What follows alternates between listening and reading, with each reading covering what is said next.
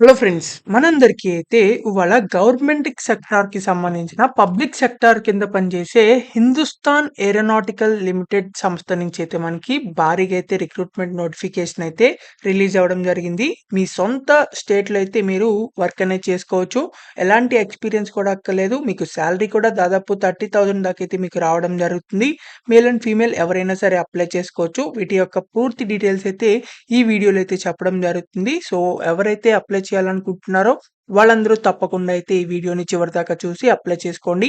So, మీరు గనుక మన ఛానల్‌ని ఫస్ట్ టైమ్ చూస్తున్నట్లయితే ఖచ్చితంగా సబ్స్క్రైబ్ అనేది చేసుకోండి. ఎందుకంటే ఇలాంటి డైలీ జాబ్ అప్డేట్స్ అనేవి మన ఛానల్‌లో అయితే రావడం జరుగుతాయి. అండ్ మన టెలిగ్రామ్ ఛానల్‌లో కూడా అయితే జాయిన్ అవ్వండి for more job updates. So, దాని యొక్క లింక్ అనేది వీడియో డిస్క్రిప్షన్ అండ్ కామెంట్ బాక్స్‌లో అయితే ఉండడం జరుగుతుంది. మీరు అక్కడి నుంచి అయితే వెళ్లి జాయిన్ అవ్వండి తప్పకుండా. So, let's get into the video. మనందరికీ అయితే హిందుస్థాన్ ఏరోనాటికల్ లిమిటెడ్ నుంచి మనకి భారీగా అయితే రిక్రూట్మెంట్ నోటిఫికేషన్ అయితే రిలీజ్ అవ్వడం జరిగింది. సో, ఇదైతే వాళ్ళ అఫీషియల్ నోటిఫికేషన్ అన్నమాట. సో, ఇక్కడ మీరు చూస్తున్నారు హిందుస్థాన్ ఏరోనాటిక్స్ లిమిటెడ్ అని చెప్పేసి అయితే ఇవ్వడం జరిగింది. వీళ్ళ నుంచి అయితే మనకి రిక్రూట్మెంట్ నోటిఫికేషన్ అయితే రావడం జరిగింది. సో, మనకిక్కడ ముందుకైతే మనకి ఏజ్ లిమిట్ అయితే చూద్దాం. సో, 25 ఇయర్స్ 28 ఇయర్స్ ఉన్నవాళ్ళు ఎవరైనా సరే అప్లై చేసుకోవచ్చు. అంటే 18 ఇయర్స్ నుంచి 28 ఇయర్స్ ఉన్నవాళ్ళు ఎవరైనా సరే అప్లై చేసుకోవచ్చు. మనకి ఎస్సీ, ఎస్టీ, ఈడబ్ల్యూఎస్ కేటగిరీస్ అన్ని కేటగిరీస్ కూడా అయితే ఉండడం జరుగుతాయి. సో, మనకిక్కడ ప్లేస్ ఆఫ్ పోస్టింగ్ చూసుకున్నట్లయితే ఎవరైతే సెలెక్టెడ్ క్యాండిడేట్స్ ఉంటారో సో, వాళ్ళైతే మీరు ఇండియాలో ఉండే హిందుస్థాన్ ఏరోనాటికల్ లిమిటెడ్‌కి సంబంధించిన సంస్థల్లో మీరు ఎక్కడికైనా ట్రాన్స్‌ఫర్ అనేది చేసుకోవచ్చు. ఎక్కడైనా పోస్ట్ చేస్తారనమాట. మీరు గనుక సెలెక్ట్ అయినట్లయితే ఒక చోటే పోస్ట్ చేస్తారని చెప్పైతే ఏం లేదు. వీళ్ళకి సంబంధించిన ఆఫీసెస్ కానీ, డివిజన్స్ కానీ, బేసెస్ కానీ ఉంటాయి చూసారా? సో, వాటిలో కూడా అయితే మీకు పోస్టింగ్ అయితే ఇవ్వడం జరుగుతుంది. ట్రాన్స్‌ఫర్ చేసుకోవచ్చు. కంగారేం పడవసరం లేదు. సో, మనకి వీటికి సంబంధించి రెమ్యూనరేషన్ చూసినట్లయితే మీకు 2 జాబ్స్ అయితే ఉండడం జరిగింది. స్కేల్ సి5 అండ్ స్కేల్ డి6 అని చెప్పేసి అయితే ఇవ్వడం జరిగింది. వీటికి సంబంధించి 22,000, 23,000 అని చెప్పేసి అయితే ఇవ్వడం జరిగింది.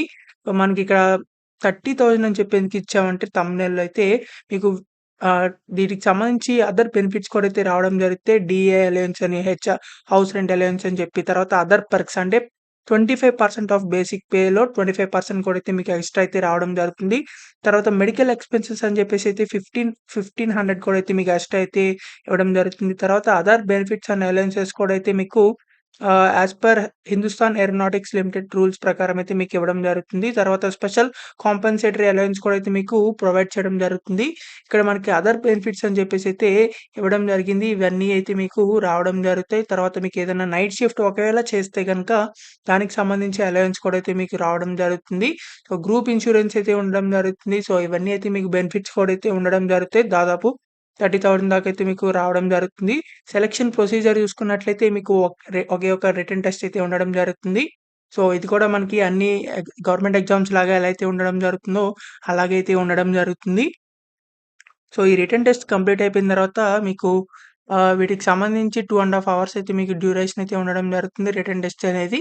సో, రిటన్ టెస్ట్ అయిపోయిన తర్వాత మీకు డైరెక్ట్‌గా డాక్యుమెంట్ వెరిఫికేషన్ చేసేసిన తర్వాత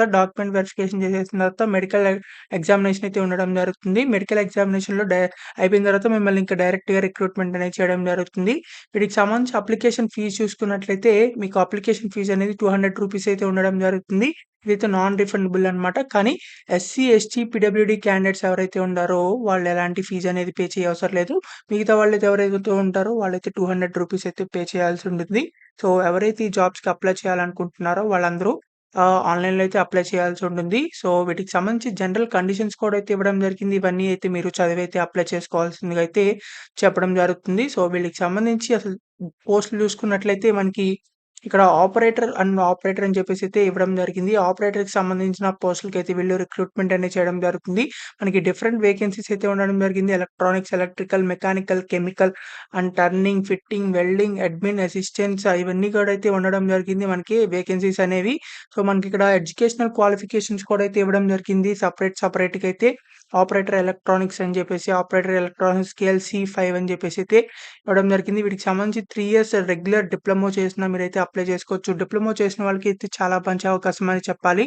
డిప్లొమా అంటే పాలిటెక్నిక్ ఇన్ ఎలక్ట్రానిక్స్ కానీ, ఎలక్ట్రానిక్స్ చేసిన వాళ్ళకైతే మీరు అప్లై చేసుకోవచ్చు. ఫర్ దిస్ ఎలక్ట్రానిక్ కోఆపరేటర్ తర్వాత మనకి ఎలక్ట్రానిక్స్ ఆపరేటర్ అని చెప్పేసి అయితే ఐటీఐ చేసిన వాళ్ళకి కూడా అయితే అప్లై చేసుకోవచ్చు. కాకపోతే వాళ్ళకి ఎన్ఏసీ సర్టిఫికేట్ 1 ఇయర్ అయితే ఉండాలన్నమాట. తర్వాత ఆపరేటర్ మెకానికల్ ఎలాంటి ఎక్స్‌పీరియన్స్ లేకుండా మీరు 3 years regular diploma in mechanical engineering చేసుంటే తప్పకుండా అప్లై చేసుకోవచ్చు. తర్వాత operator electrical 3 years regular diploma in electrical engineering చేసినా అప్లై చేయొచ్చు. తర్వాత ఇలా మనకి ఉండడం జరిగింది. తర్వాత ఇక్కడ మీరు చూసుకున్నట్లయితే అడ్మిన్ అసిస్టెంట్‌కి సంబంధించి యూనివర్సిటీకి డిగ్రీ చేసినట్లయితే మీరు ఎలాంటి యూనివర్సిటీ డిగ్రీ చేసినా అంటే 10+2+3 అంటే డిగ్రీ చేసిన వాళ్ళైతే అప్లై చేసుకోవచ్చు. అంటే బీఏ చేసినా, BCom, BSc, BBA, BBM, BCA, BSW ఇవన్నీ చేసినా సరే మీరు ఏది చేసినా మీరైతే అప్లై చేసుకోవచ్చు. 10+2+3 ప్యాటర్న్ అయితే ఉండాలి. అంటే 10థ్ చదివి, ఇంటర్ చదివి డిగ్రీ చేసిన వాళ్ళైతే మీరు అప్లై చేసుకోవచ్చు. మీకు కొంచెం టైపింగ్ స్కిల్స్ అయితే ఉండాలన్నమాట. సో, ఇదైతే అడ్మిన్ అసిస్టెంట్‌కి సంబంధించి తర్వాత ఫిట్టింగ్, టర్నింగ్, వెల్డింగ్, ఐటీఐకి సంబంధించి కూడా అయితే ఇవ్వడం జరిగింది. కాకపోతే మీకు ఎన్ఈసీకి సంబంధించి 3 ఇయర్స్ అయితే ఉండాలి. లేకపోతే ఐటీఐ 2 ఇయర్స్ చేసి ఎలక్ట్రో పెట్లర్ లేకపోతే స్ట్రీమ్‌కి సంబంధించిన మీరు సర్టిఫికేషన్ చేసినా మీరైతే అప్లై చేసుకోవచ్చు. తర్వాత ఆపరేటర్ ల్యాబ్ అని చెప్పేసి అయితే ఇవ్వడం జరిగింది. బీఎస్సీ కెమిస్ట్రీ చేసిన వాళ్ళు కూడా అయితే అప్లై చేసుకోవచ్చు. సో, ఇలా అయితే మనకి ఈ క్వాలిఫికేషన్‌కి సంబంధించి అయితే డీటెయిల్స్ అయితే ఇవ్వడం జరిగింది. సో, ఎవరైతే అప్లై చేయాలనుకుంటున్నారో వాళ్ళైతే త్వరగా అప్లై చేయండి. ఆన్‌లైన్‌లో అయితే అప్లై చేయాల్సుంటుంది.